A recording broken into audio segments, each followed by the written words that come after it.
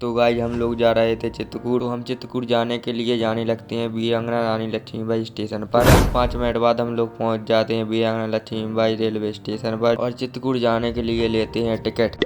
और मऊ में मिल जाते हैं हमें झींगे और सौमेश जो कि सोने लगते हैं और तो फिर हम धौंधरा करते हैं और उन्हें जगा देते हैं और पूरी रात हम लोग ट्रेन के आदमियों को सोने नहीं देते और धौंधरा करते रहे। फाइनली गाइस 5 घंटा बाद हम लोग पहुंच जाए चित्रकूट और पहुंचते नहीं हम लोग बनाने लगते हैं वीडियो और वीडियो में हमारा सबको कट के हम लोग पहुंच गए चित्रकूट और हम लोग पहुंच जाते फिर रामघाट और वहीं पर क्या सोते हैं। फिर सवेरे में चले जाते नदी और नदी आप लोग देख ही सकत कितनी अच्छी लग रही और फिर हम लोग यहाँ पर नदी को लेने लगत आनंद ठंडे पानी के ही से और फिर नहावे को मन नहीं हो तो हमारा सोचन लगा थोड़ी बहुत टालम टोली के बाद हम लोग घुस जाते पानी में और नहाने लगत। पानी बहुत ठंडा हुआ तो फिर भी हम लोग डुबकी लेत रहत नहावे में आ रहा हो तो बहुत ज्यादा मजा। सो फिर सूरज देवता को पानी अर्पित करने लगत और फिर थोड़ी देर बाद फिर से नहावे को मन हो और फिर से हम और पानी में करने लगा धौंधरा और पानी को फचफचाने लगा। थोड़ी देर बाद हम और नहा ले और पानी से कट जात बाहर और फिर ई के बाद प्लान बनत के हमारा चल रहा सब मंदिर के दर्शन करिए और फिर थोड़ी देर बाद हमारा चले जा शिव मंदिर और उतर पूजा करने लगा। जा शिव मंदिर के दर्शन करवे के लाने आदमी बहुत दूर दूर से आते। भगवान शिव जी को बनोरा त्रिशूल जते हमारा पूजा करने लगा फिर पीछे चले जा सोचा कि आदमियों की मान्यता है कि या दीवार के नीचे से शंकर जी को चिन्ना मच करा सो हम लोग चिन्ना मच पियन लगा और फिर हम लोग उसी के दूसरे कमरे में चले जाते हैं जहाँ ब्रह्मा जी की मूर्ति बनी थी और वहाँ शिव जी की भी मूर्ति बनी थी और उसी मंदिर में काली माता का भी मंदिर था जहाँ हम लोग पूजा करने लगते हैं और फिर थोड़ी देर बाद गणेश जी की पूजा करके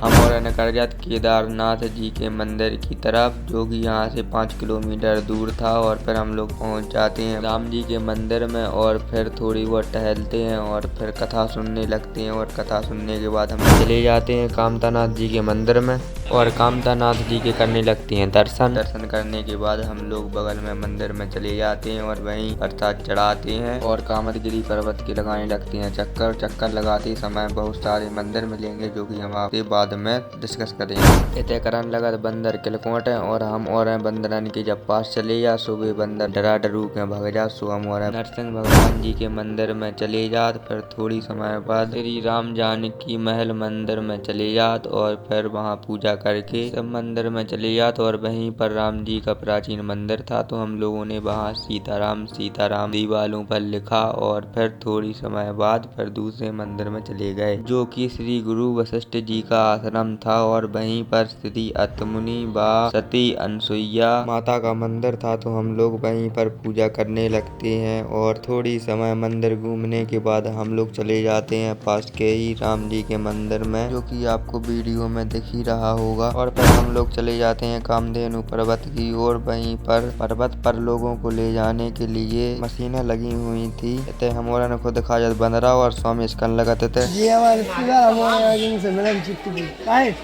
बढ़िया हो एक छिंगा को मामा है ऋतिक को मामा है जो शिव मसकरा कीला खा रहा है और फिर पगम्बा लगा के हम लोग चले जाते हैं सती अनसुईया जी के दर्शन के लिए और यहीं से मंदाकिनी नदी निकली है जो कि हम आपको निकलते हुए दिखाएंगे और ये निकल रही है मंदाकिनी नदी जो कि पहाड़ों के बिल्कुल सांसों में से निकली है जो कि आप जूम करके भी देख सकते हैं कि यहाँ से किस प्रकार पानी निकल रहा है और इस नदी का पानी इतना साफ है कि यहाँ मछलियाँ बिल्कुल साफ दिखती हैं। इतने हम कछु हंसी में कह दे जो आप सुनो सोरा है सोरा